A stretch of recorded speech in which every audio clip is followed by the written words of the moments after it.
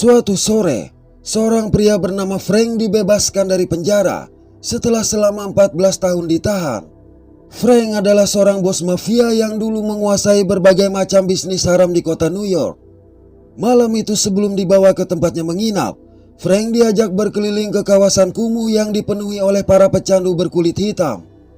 Jadi sejak di penjara, kekuasaan Frank semakin tergerus oleh kartel narkoba Kolombia dan Tria Tiongkok yang menguasai perdagangan dan bisnis prostitusi. Hal ini menyebabkan orang-orang kulit hitam yang dulu berbisnis dengannya tersingkir. Di tempat berbeda, seorang bos esek-esek Kolombia bernama Emilio yang baru saja keluar dari tempat bisnisnya memasuki sebuah telepon umum. Namun tiba-tiba, setelah memberondong Emilio, 3 orang pria kulit hitam ini pun menunjukkan koran yang berisi berita pembebasan Frank. Pada waktu yang sama di sebuah kamar hotel, seorang pria bernama Jimmy tengah memesan barang haram dari salah satu gembong narkoba Kolombia berjulukan King Tito. Dikarenakan Jimmy terlalu banyak bicara, Tito yang merasa kesal mendadak menaikkan harga sebesar 10% sehingga membuat Jimmy terkejut. Namun lantaran hanya seorang diri, Jimmy terpaksa menyerahkan sebuah koper untuk membayarnya. Tapi saat koper itu dibuka, ternyata hanya dipenuhi oleh tampon, di mana sejurus kemudian dalam kondisi tidak siap, Tito dan semua anggotanya habis dibantai oleh Jimmy. Setelah menghabisi orang-orang Kolombia itu, Jimmy dan anggotanya menemui Frank di kamar hotel berbeda. Di situ terlihat anggota Jimmy adalah orang-orang yang menghabisi Emilio di telepon umum sebelumnya.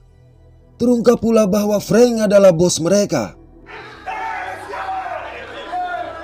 Setelah menyambut kembalinya sang bos, Jimmy melaporkan bahwa Emilio dan King Tito telah mereka habisi sesuai perintahnya.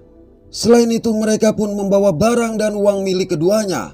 Jimmy juga memberitahu kalau pertemuannya dengan seorang perantara bernama D'Alessio telah mereka atur. Mendengarnya, Frank pun berangkat ke sebuah tempat pertemuan mewah.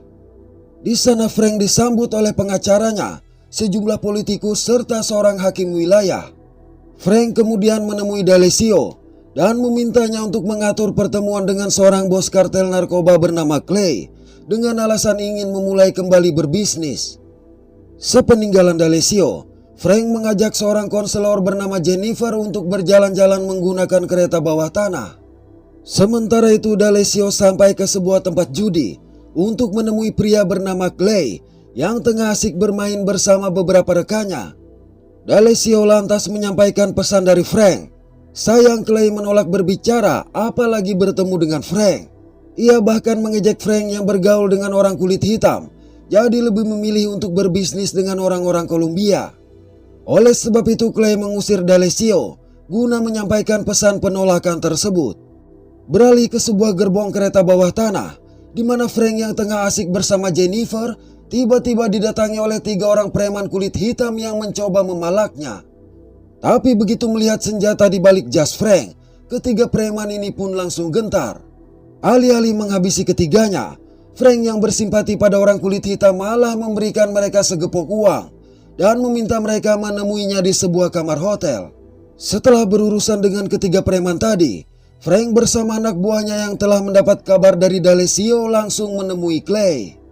Frank menegaskan bahwa sejak hari itu, segala bentuk bisnis yang mereka jalankan harus kembali melibatkan dirinya. Tapi Clay masih menolak bekerja sama dengannya, sehingga tanpa ampun. Setelah dengan dingin menghabisi Clay, Frank memberi tawaran kepada anak buah Clay untuk bergabung dengannya. Dari situ Frank menemui wali kota dan bertanya mengapa dana untuk memfasilitasi sebuah rumah sakit di Bronx belum juga dikeluarkan. Namun wali kota beralasan belum ada anggaran yang dialokasikan untuk memfasilitasi rumah sakit tersebut. Wali kota bahkan menantang Frank untuk mengeluarkan sendiri dana sebesar 16 juta US dollar atau setara 238 miliar rupiah itu. Ternyata di luar dugaan, Frank menerima tantangan tersebut walaupun pengacara Frank berusaha memintanya melupakan masalah itu. Saat Frank sedang minum, 3 orang detektif bernama Tommy, Roy, dan Dennis secara mendadak menggiringnya pergi. Sang pengacara berusaha mencegah, namun mereka tidak peduli dan malah membawanya melawan arus guna menghilangkan jejak. Sampai di sebuah gang sepi, mereka menunjukkan kepada Frank seorang pria bernama Enrico yang tampak terluka parah dan tidak sadarkan diri. Sayang, Frank mengaku tidak tahu apa-apa. Mendengarnya mereka sempat marah, tetapi lantaran tidak ada bukti, Frank tetap tidak dapat ditangkap. Jadi Enrico adalah seorang bos kartel narkoba Kolombia, dan mereka berpikir Frank terkait dengan kematian 3 gembong sebelumnya, karena insiden-insiden itu terjadi setelah Frank dibebaskan. Di sebuah bioskop, D'Alessio bertemu dengan bos triad asal Tiongkok bernama Wong untuk menyampaikan pesan bisnis dari Frank. Namun Wong menegaskan dirinya memiliki barang seberat 100 kg dan hanya mau menjualnya bila dibayar tunai. Sedangkan ia tahu Frank tidak memiliki uang untuk membayar semuanya. Mendengar itu, D'Alessio menyarankan agar Wong bertemu langsung dengan Frank supaya bisa mencapai kesepakatan. Keesokan hari, Jimmy pergi ke sebuah toko makanan cepat saji. Di sana Jimmy sempat memberi uang kepada seorang nenek dan cucu-cucunya, sampai tiba-tiba, Hey, scumbag, guess what? You're under... dalam keadaan terkepung oleh detektif dan para polisi, Jimmy akhirnya tidak dapat berbuat apa-apa. Penangkapan Jimmy tersebut didasarkan atas tuduhan pembunuhan terhadap sejumlah orang Kolombia dengan kesaksian dari Enrico. Sementara itu Frank mengunjungi rumah sakit di Bronx yang hampir ditutup karena tidak ada dana dari pemerintah. Di situ Frank kembali menyampaikan niatnya kepada Wong, hanya saja tidak setuju dengan harga yang Wong berikan. Oleh karenanya Frank menawarkan kerjasama untuk menjualkan barang milik Wong dengan sistem bagi hasil, dan uang itu akan ia sumbangkan kepada rumah sakit tersebut. Tapi Wong tetap menginginkan uang tunai untuk semua barangnya. Ketika kembali ke hotel, Frank mendapat kabar perihal penangkapan Jimmy. Mendengar itu, Frank memerintahkan mereka untuk segera menebus kebebasan Jimmy. Alhasil pada malam harinya, Jennifer dan sejumlah kru dikirim untuk membebaskan Jimmy. Tak berselang lama, ketiga detektif tiba di sana dan menjadi sangat marah melihat Jimmy yang dibebaskan. Jennifer berkata, bila mereka tidak setuju, maka sebaiknya membawa masalah itu ke pengadilan. Beberapa waktu kemudian di Chinatown, tanpa diduga,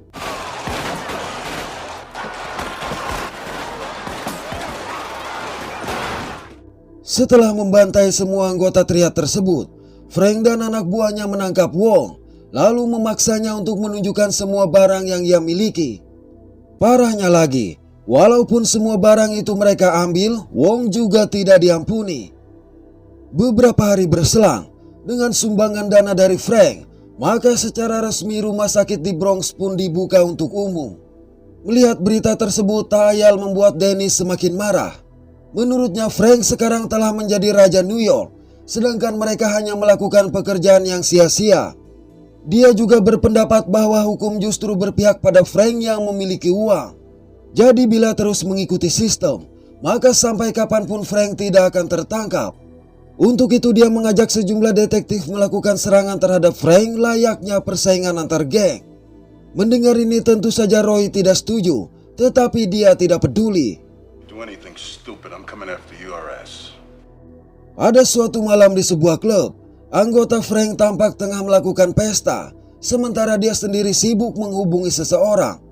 Selang beberapa saat, D'Alessio datang membawa seorang bos kartel narkoba asal Los Angeles.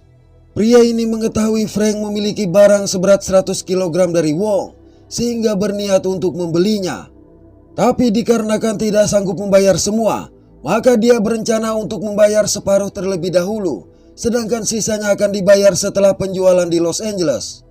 Namun Frank hanya bersedia menjual barangnya sekaligus. Mendengar itu, pria ini meminta waktu untuk terlebih dahulu memeriksa barang yang dimaksud. Begitu keluar, tanpa diduga ia langsung menghabisi seorang penjaga, di mana terungkap D'Alessio bekerja sama dengannya. Tak lama setelah itu, secara mengejutkan sejumlah orang bersenjata menerobos masuk, sehingga kekacauan tidak dapat dihindari.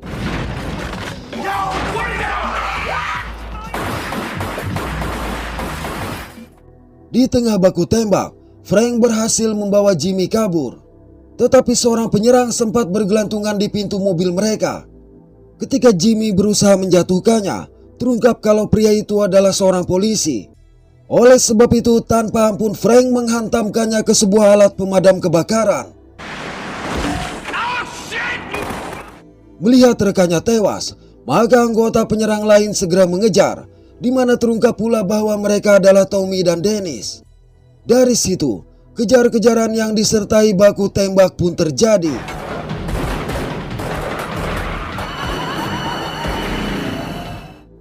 Cukup lama dikejar, Frank akhirnya berhasil menghindari kejaran Tommy dan Dennis, serta menyingkirkan satu mobil yang masih mengejar mereka. Ketika Tommy dan Dennis berusaha mencari mereka, tiba-tiba setelah berhasil menghantamkan mobilnya ke mobil Tommy dan Dennis, Jimmy sempat melepaskan tembakan sebelum akhirnya kabur. Melihat itu, Tommy bergegas keluar dari mobil untuk mengejarnya. Sayang Dennis tidak menemukan keberadaan Frank di dalam mobil. Saat Tommy berada di bawah sebuah jembatan layang tanpa diduga,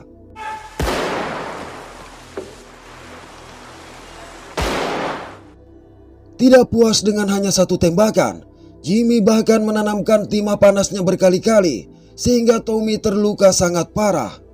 Tak lama setelah itu, secara mengejutkan, setelah menumbangkan Jimmy, Dennis segera menolong Tommy. Naas nyawa sang rekan tak terselamatkan lagi. Akibat hal ini, maka dengan emosi Dennis langsung menghabisi Jimmy yang masih tertawa-tawa. Keesokan hari, pemakaman terhadap Jimmy dan seorang polisi yang tewas semalam berlangsung.